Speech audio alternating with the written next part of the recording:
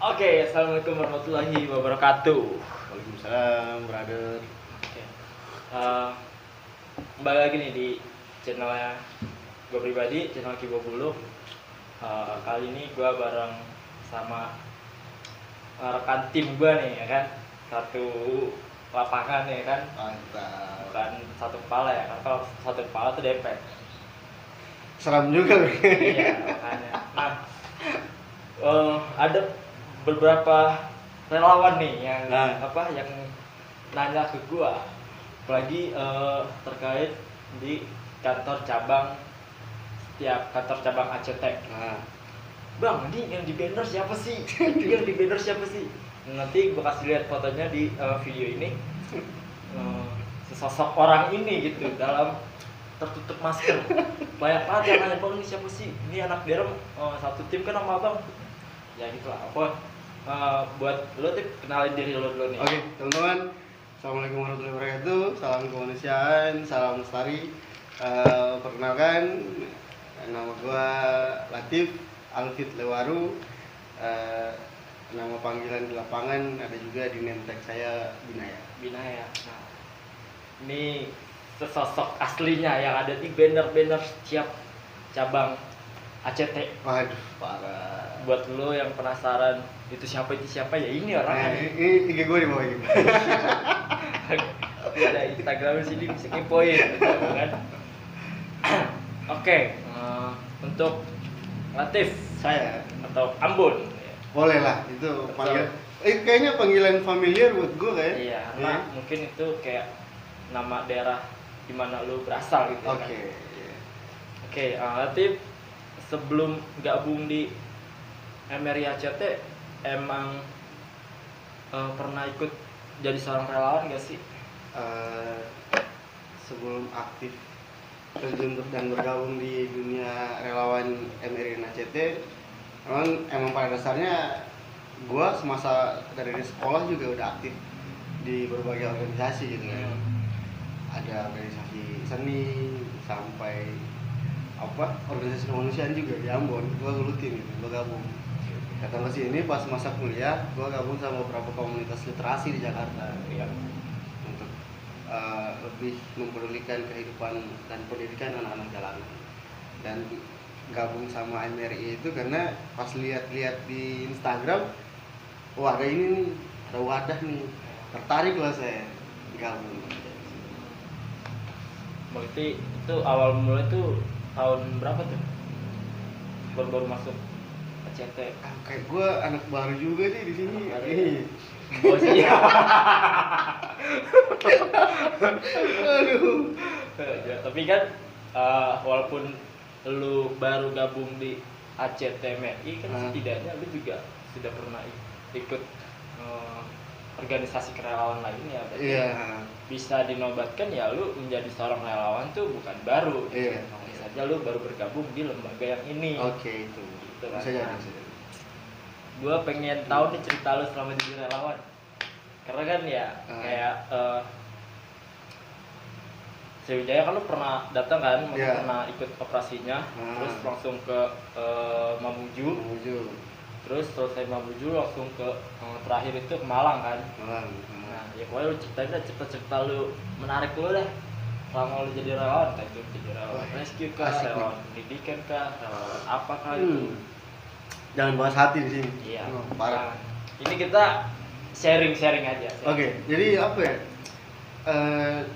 Dunia relawan tuh kayaknya menurut gua asik banget ya.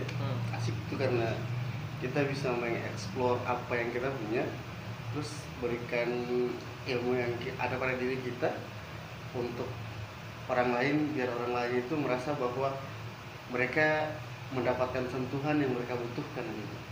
Entah untuk memberikan ilmu pendidikan buat anak-anak di jalanan atau anak-anak yang di pelosok-pelosok, atau ketika emergensi kita turun dan kita turut membantu orang-orang yang karena musibah banjir, karena longsor atau gempa bumi dan lain-lain. Jadi kayak menurut gue hidup tuh bukan cuma tentang kita gitu kan.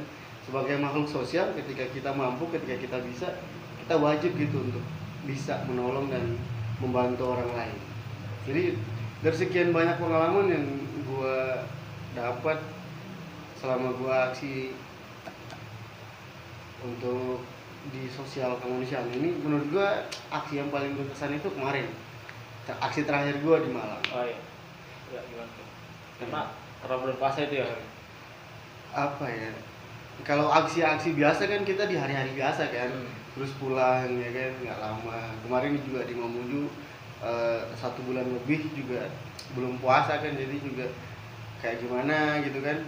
Nah pas kemarin di Malang itu berangkatnya itu hari pertama puasa Ramadan dan sampai hari terakhir, dan plus 2 atau plus 3 dari Ramadan itu setelah lebaran baru balik ke Jakarta. Jadi selama 1 bulan full di lokasi bencana di Malang, kegiatannya untuk support gempa di sana sama teman-teman di sana itu menurut gue yang paling berkesan, karena baru dapat selama gua lahir sampai sekarang itu pengalaman pertama ketika di bencana dan di bulan puasa 1 bulan full sampai lebaran di negeri orang. Nah itu Kayak gitu sih. apa sih, kayak gue sih kayak ngerasain juga kan, feel juga nih, walaupun gue nggak ikut nih ya kan. Juga ngerasain kayak wah gila nih, ya kayak hari-hari biasa aja nih kalau kita tugas kan ya, itu ya kita nahan emosi, wah susah banget kan, haus, lapar ya kan, dan sebagainya, itu susah banget kan. Nah ketika lu di situ posisinya sedang puasa gitu, nah itu lu gimana tuh cara ngontrol itu semua gitu? Apa ya, yang gue bilang tadi, yang mungkin itu yang berkesan ya, lebih menguji mental, keimanan gitu ya. Lebih menguji keimanan dan kesabaran ya kan, di saat orang lain puasa di rumah bekerja, ada yang bekerja di kantoran, kita di lapangan backup distribusi apa segala macam, bertemu sama orang-orang yang punya watak yang berbeda. Ketika kita datang untuk membawa paket-paket sembako, ada yang iri hati, sampai ada yang warga yang malak di jalan apa segala macam itu kan. Jadi kayak itu yang paling berkesan tuh, karena di bulan suci Ramadan terus dapat tugas mulia selama 1 bulan full di sana, dan alhamdulillah berjalan dengan lancar gitu kan, nggak ada kendala gitu. Jadi terus juga teman-teman di sana juga support, jadi kayak asik lah. Nah itu tapi ngomong-ngomong lu puasa kan tuh kemarin? Puasa pak. Puasa ya, full tuh. Full. Alhamdulillah. Lalu dalam situasi apapun namanya kewajiban ya harus kita jalankan. Kewajiban atau kewajiban. Nah ini gua mau nanya tentang kepribadian sih. Boleh. Minum dulu nih. Minum dulu biar nggak terlalu ini banget lah ya kan. Dingin. Lu tuh dari berapa keluarga sih? Dan anak berapa? Gue bersaudara 4, gue yang paling tua. Berarti sekitar ada 35 tahun sekarang gue. Tua banget gue anjir. Ya, kalau gue lihat dari raut sih begitu. menurut kalian gue berapa tahun gue? Coba. Ntar kalau bisa nebak dapat hadiah dari. Gue kelahiran 95 anjir. 95 berarti 26 lah ya. Iya 26 lah. Atau jalan 26. Jalan 26. November nanti 26. Nah, kan gue dapet gesekan cerita nih ya kan. Apa nih? Lu tuh pas pertama kali sih, pas baru pindah di sini.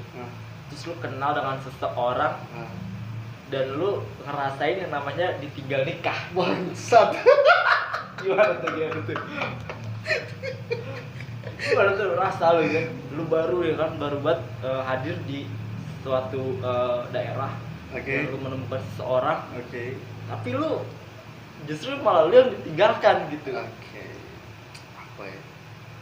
Ya itu masuk dalam proses pendewasaan diri juga kan. Masuk dalam indikator kehidupan juga untuk berproses ya kan. Gue kenal dia tuh dari gue kuliah ya. Dia 2 tahun lebih tua dari gue. Jadi pas sama dia itu ada kali 3 tahun lebih, hampir 4 tahun. Lu juga kenal sama dia kan? Ya kan?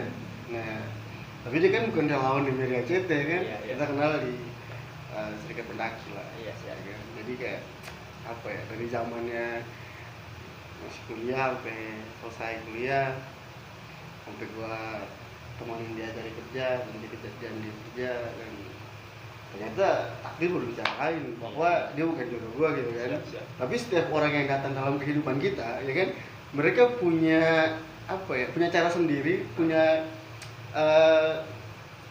metode sendiri untuk memberikan pembelajaran dan pendewasaan diri untuk kita ya. Siap.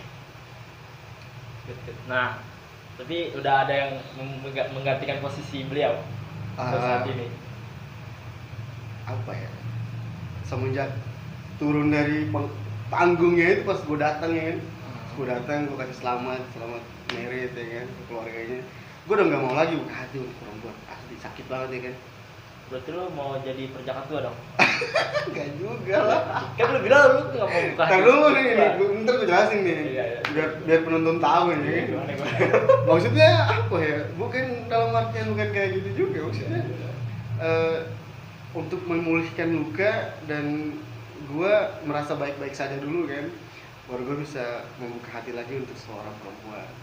Dan ketika itu terjadi, maka gue bakal benar-benar total untuk mencintai perempuan yang bakalan gue terima gitu kan, yang bakalan gue perjuangin mati-matian. Berarti kalau udah mati itu lu perjuangin terus tuh di dalam kubur. Nanti kan kehidupan selanjutnya mau sama dia lagi di sana. Oh gitu. Amin ya Allah. Tapi ada kan? Ada. Jauh tapi. Iya lah. Jauh boy. Kalinya pulang tuh kamu tuh setahun sekali lah minimal lah ya. Setahun sekali tuh. Oke. Anggaplah itu LDR ya. Ya boleh. LDR. Tapi nggak tahu deh. Sekarang kayaknya lagi biasa lah. Ya namanya cewek kan. Iya. Jadi ya kayak cewek emang. Emang udah. Iya gitu lah. Oke, kita balik ke topik awal ya. Minum dulu biar nggak terlalu tegang banget ya kan. Ini gelas gua sama nama postur gua bagaimana sih? Enggak, itu lebih menghormati aja sih. Dulu kan plastik gini kan. Kalau lu gelas kaca, walaupun kaca juga kan gua kasihnya yang retak kan. Kegedean nih. Oke, nah. Tapi lu pernah ngerasa nggak sih bahwasanya tuh lu pengen lebih berguna lagi nih untuk orang lain gitu, padahal ya kalau untuk dilihat dari orang-orang lain gitu yang melihat lu ya biasanya kayak gue pribadi dah, gue melihat lu kayak udah berguna banget nih buat orang lain, tapi diri lu tuh kayak masih ngerasa kurang gitu untuk terus bisa membantu orang lain gitu. Ini udah pembahasan udah mulai berat nih. Berat ya? Berapa kilo tuh kira-kira? Nggak tahu deh. Tapi kayak kita yang sering turun ke lapangan ya kan, mengabdi terus membantu orang di lapangan, kita sama-sama tahu bahwa ketika kita di lapangan tuh kita benar-benar total gitu kan, untuk ngasih apa yang harus kita kasih dan perbuat apa yang harus kita buat di lapangan. Tapi menurut gua sampai saat ini apa yang gue kasih tuh kayak belum ada apa-apanya teruntuk orang-orang yang gue bantu dan teruntuk diri gue pribadi dan untuk keluarga gue. Itu sih, jadi kayak gue merasa bahwa gue bisa nih membantu orang-orang ya kan, gue bisa, tapi itu cuma sebatas aksi ya kan, ketika kita turun emergensi dan lain-lain. Tapi gue pengennya ke depan insya Allah gue bikin lembaga. Mantap. Bukan kalau lembaga, alhamdulillah ya, amin. Amin. Cuman yang lebih kompleksnya, lebih cakupan kecilnya, gue pengen tuh ke depan bisa lebih bermanfaat dengan mungkin ketika nanti gue berpasangan sama pasangan gue dan setelah menikah, nilai-nilai kemanusiaan dan nilai-nilai yang telah terkandung dalam diri gue bisa disupport sama pasangan gue. Jadi kita bisa sama-sama jalan untuk bisa memanusiakan manusia bareng-bareng. Oke, siap. Keren banget sih itu menurut gua. Apalagi kalau emang kita benar-benar pasangan tuh yang mau support tentang sosial lah. Iya. Nah, kalau kesahnya lu gimana sih jadi relawan? Kalau kesahnya lu jadi relawan apa ya? Kalau saya nih, wah, ini kalau anak-anak lihat nih, netizen lihat nih banyak nih. Iya. Ini kan ceritanya lagi senang-senangnya Pak Aqua biar dia tahu kan. Kalau ada berapa kali ya kita ngomongin. Apa ya? Kalau kesah jadi relawan tuh sebenarnya bukan berkeluh kesah sih, cuman lebih ke apa ya, introspeksi diri kayaknya. Oke, gimana tuh? Kalau keluh kesah berarti ya, kalau kita berkeluh kesah berarti dari awal kan kita udah terjun di dunia kerelawanan. Kita juga pasti udah tahu bahwa di apa sini ini nih, bahwa ini bukan ajang untuk main-main gitu kan, ini bukan untuk ajang yang untuk berhura-hura. Jadi kita disiapkan dan diterjunkan buat benar-benar bahwa turun ke lapangan itu buat mengatasi masalah, bukan buat untuk berkeluh kesah dengan masalah dan membuat masalah itu makin bertambah kayak gitu. Jadi ketika kita turun ke lapangan, hati kita udah benar-benar plong, bahwa benar-benar ikhlas dan benar-benar bertekad bahwa ketika gue nyampe, gue bakalan jadi sosok yang dapat memberi warna baru dan membuat masalah yang tadi itu bisa mencair, ya kan, bisa lebih enak gitu ketika dengan hadirnya gue, bukan malahan datang ke sana malah bikin masalah itu makin rumit dan makin padat gitu. Oke. Lalu selama tugas atau selama terjun di kebencanaan itu paling lama berapa bulan, berapa lama gitu? Kemarin kayaknya waktu di Mamuju itu hampir 50 hari kayaknya. Di Mamuju 50 hari itu lu kayak melihat korbannya langsung nggak sih? Kalau melihat korban yang tertimpa gempa terus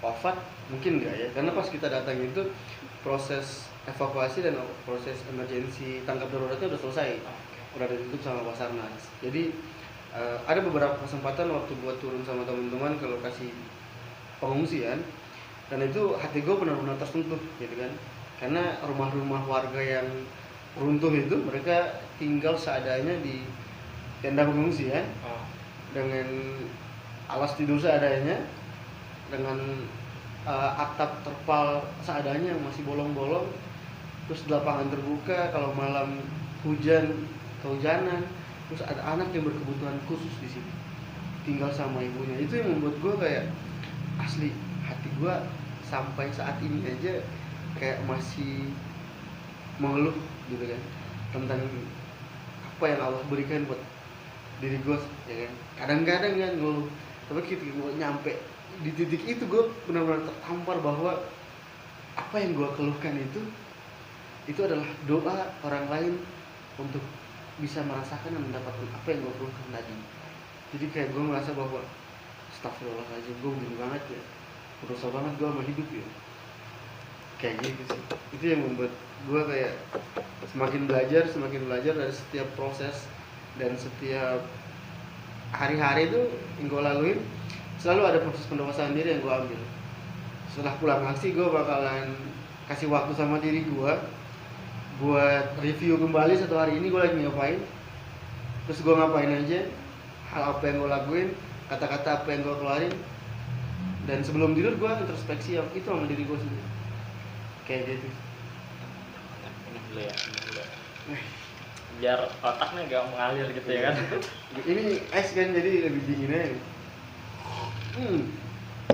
Nah, lu kan juga fokus di kayak emergency response ya.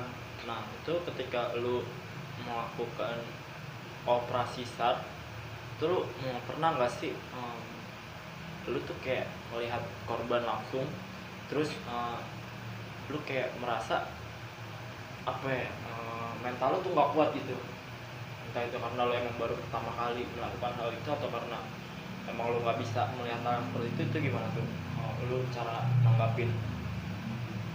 Kayaknya di beberapa kesempatan pernah tuh, waktu terakhir gua naik gunung ke Sindoro ya, itu lu pernah dengar juga nggak ceritanya bahwa salah satu ponakannya gue yang gunung sama gue sama tim 17 orang itu cedera di atas tuh.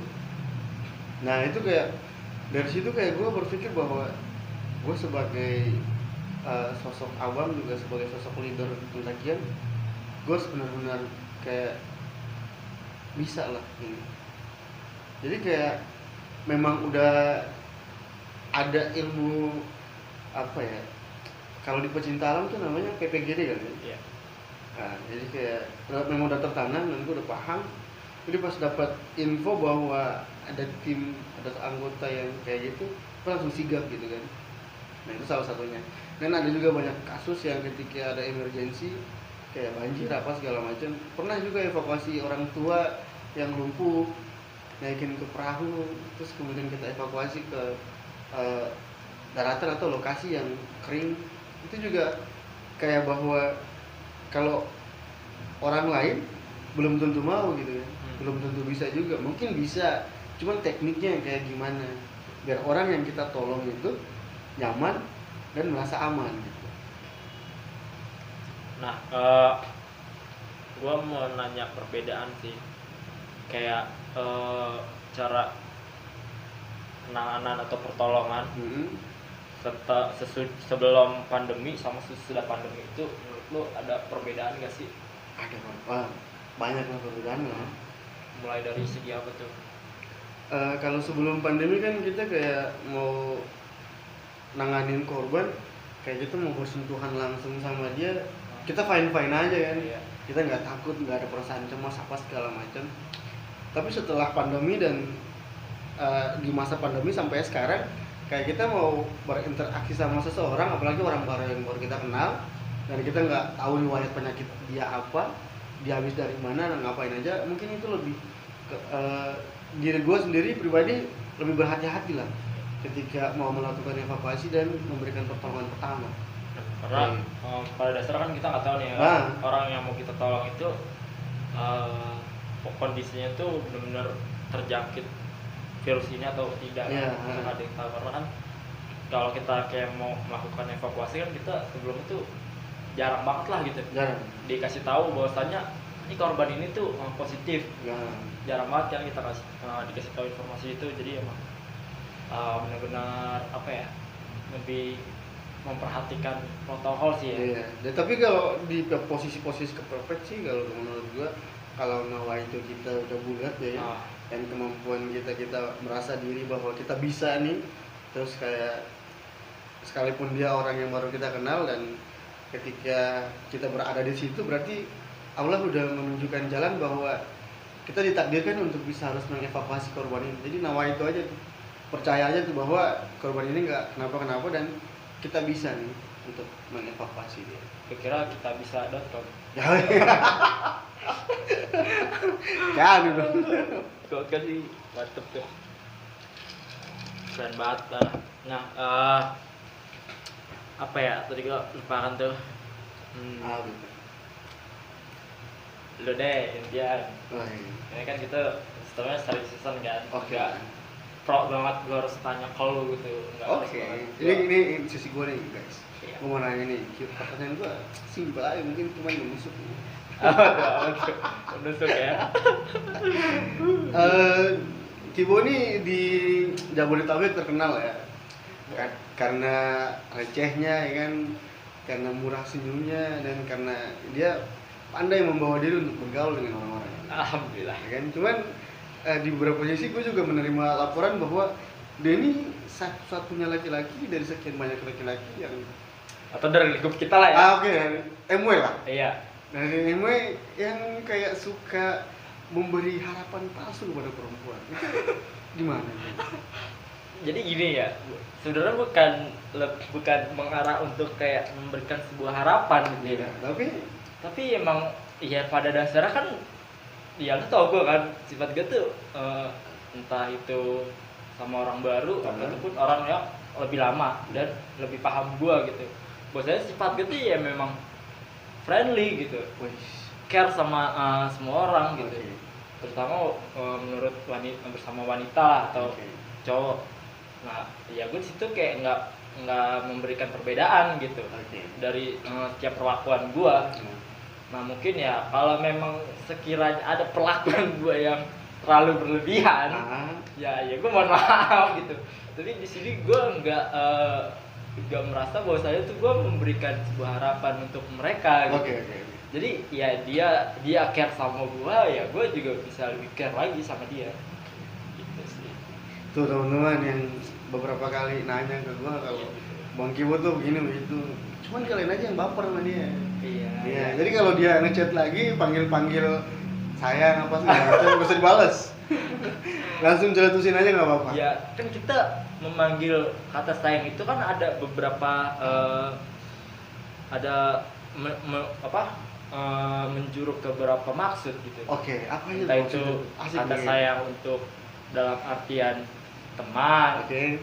Kata sayang dalam artian ya memang untuk ke seseorang yang kita cintai. Oke. Nah, ya kita di situ harus bisa membedakan gitu. Biasanya dia memberikan kata seperti ini nih, itu dalam kunci artiannya apa gitu? Apakah emang rasa sayangnya benar-benar untuk menunjukkan bahwasanya gue mencintai dia gitu, atau emang menunjukkan bahwasanya ya kita udah kayak teman, kayak keluarga lah gitu ya kan? Mau sayang, bahkan nggak segan pun untuk berbicara kasar gitu, untuk terlihat lebih mengakrabkan, gitu sih. Jadi ya nggak perlu heran sih kalau misalkan lu mampir ke cabang mana gitu, tiba yang nanyain gua. Emang gua kayak beberapa kali, emang itu benar. Beberapa kali gua mampir ke beberapa cabang kayak ngapain nanya nih orang, sementara gua baru datang gitu kan, bikinin gua kopi kayak atau Bang Latif mau makan apa, minum apa gitu, tapi langsung ditutusin Bang Kibo nggak ikut. Dalam hati gua yang ada aja dulu nih yang ditanya, ya kan? Semisal kita turun nih kan, ada beberapa orang timnya kan, dan nggak melulu lu sama Pacong kan, kan? Yang ditanya tuh pasti lu berdua, ya kan? Padahal ada anak-anak yang lain nih, maksudnya kenalan dulu sama yang ini kayak, ya kan? Misalkan nama si Bagus, atau enggak si Rian, atau enggak siapa kayak gitu yang baru datang, kenalan, jangan nanya lu mulu, itu sih bikin gua kayak Kibo mulu ya. Tapi ya, karena asik sih. Karena emang pada dasarnya gue sama Pacong itu emang topik pembicaraan, emang. Topik pemikiran. Gitu. Emang itu ikonnya Emil Jabodetabek kayaknya lu berdua deh. Ya. Maskot lah. Tapi sekarang udah memudar sih ya. Gue udah gak merasakan itu. Udah ya. Banyak orang-orang yang sekarang tuh nggak mengenal kita ya, bukan gua nih nggak mengenal kita ya. Ya kita sih emang nggak pengen dikenal gitu, tapi nggak ada salahnya gitu, bahwasanya cukup tahu gitu ya kan, gitu. Oh ini si ini nih anak-anak ini gitu kan. Emang sekarang juga yang banyak sekarang tuh kayak banyak orang-orang baru dan adik-adik baru, dan mereka yang aktif yang sekarang ini kebanyakan dari anak-anak yang baru masuk terus dari kalangan mahasiswa yang baru-baru sama anak-anak SMA. Jadi mungkin belum kali, nanti ketika kita kasih pelatihan baru pada kenal lagi tuh. Oh ini Bang Kibo namanya ini. Nah, gue mau nanya terkait relawan baru atau orang yang baru bergabung menjadi seorang relawan. Oke. Lu punya ada sebuah selipan kata-kata yang menyemangatkan gak sih? Oke, ini buat teman-teman, buat saudara-saudaraku yang baru terjun ke dunia kerelawanan, kita tahu bahwa setiap kita itu guru untuk orang lain, setiap kita juga murid untuk orang lain, kayak gitu teman-teman. Jadi apa yang teman-teman punya bisa lebih bermanfaat ketika teman-teman bisa menempatkan itu dan memberikan itu kepada orang yang benar-benar membutuhkan apa yang teman-teman punya, kayak gitu kan. Dalam berorganisasi pasti ada pasang surutnya. Tapi ketika orang-orang yang benar-benar nawaitunya dari awal untuk mendapatkan ilmu dan benar-benar mau berproses di organisasi, mungkin dia nggak bakalan dapat fee atau uang imbalan, tapi dia bakalan dapat bekal dan ilmu untuk kehidupan lebih jauh, lebih lanjut. Bekal untuk nanti ketika dia berumah tangga, dan bekal ketika nanti dia melewati fase-fase di mana fase-fase itu memberatkan hidupnya.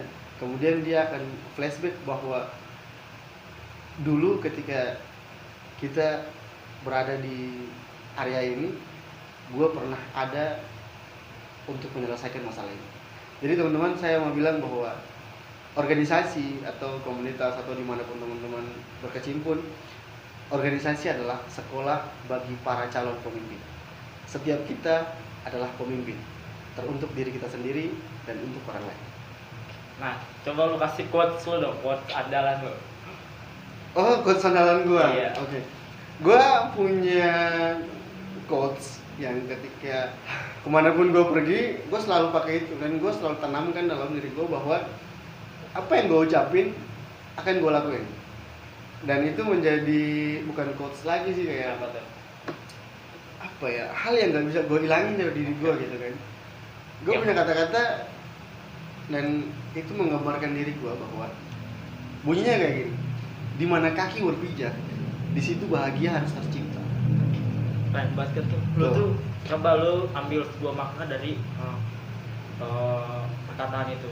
Di mana kaki berpijak, di situ bahagia harus di tercipta. situ kebahagiaan harus diciptakan. Iya. Jadi apa ya, penjelasannya tuh kayak gue kan perantau ya.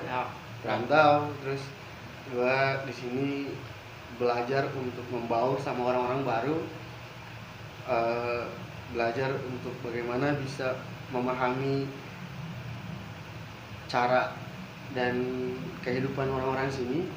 Terus gue juga menuntut diri gue bahwa dimanapun gue berada, dalam lingkungan manapun, dalam circle manapun, ketika gue datang gue harus bisa membawa warna dan harus bisa kasih sesuatu yang bisa membuat orang tuh nyaman sama gue, bisa melihat gue sebagai saudara dan gak melihat gue sebagai musuh. Jadi gue selalu bertekad dan menanam itu dalam diri gue bahwa dimanapun kaki gue berpijak, di situ bahagia harus tercipta. Kayak gitu. Entah.